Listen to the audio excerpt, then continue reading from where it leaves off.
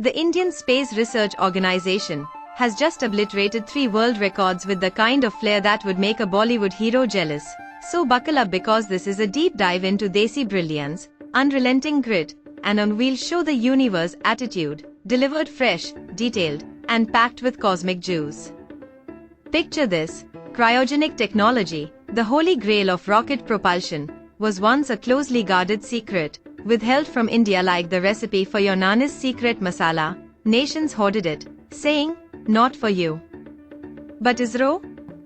They didn't sulk. They rolled up their sleeves, brewed their own blend, and mastered this fiendishly complex science in a mind-boggling 2 years and change, while most countries take decades to even get a whiff of success.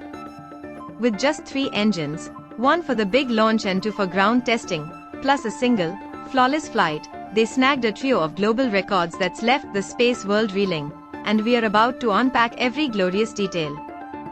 Most spacefaring nations build a small battalion of cryogenic engines, 10, 15, sometimes more, just to iron out the kinks before trusting one to pierce the atmosphere.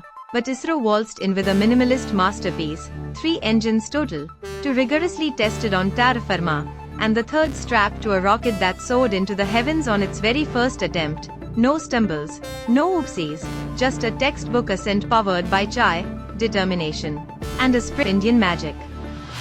Globally, the timeline from sketching an engine to watching it roar into orbit averages 42 to 72 months. That's 3.5 to 6 years of tinkering, tweaking, and tearing hair out. But Isro laughed at the clock, clocking in at a blistering 28 months, a sprint that saw them design, build, test, and launch a cryogenic system the world refused to hand over, outpacing every rival like a rickshaw dodging traffic on a Mumbai street. Then there's the testing phase.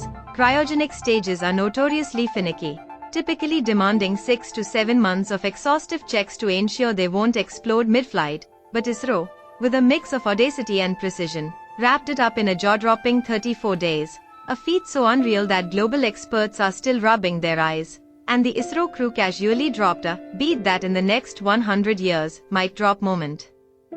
This isn't just about flexing stats, it's the beating heart of the GSLV Mark III, India's most muscular rocket to date, a beast that flexed its cryogenic might to hurl Chandrayaan-3 toward the Moon's south pole in 2023, landing India as the first nation to touch down in that uncharted lunar frontier, all with a fully autonomous system, onboard cameras clicking away, sensors humming, algorithms crunching, and a 32-bit chip born and bred in India.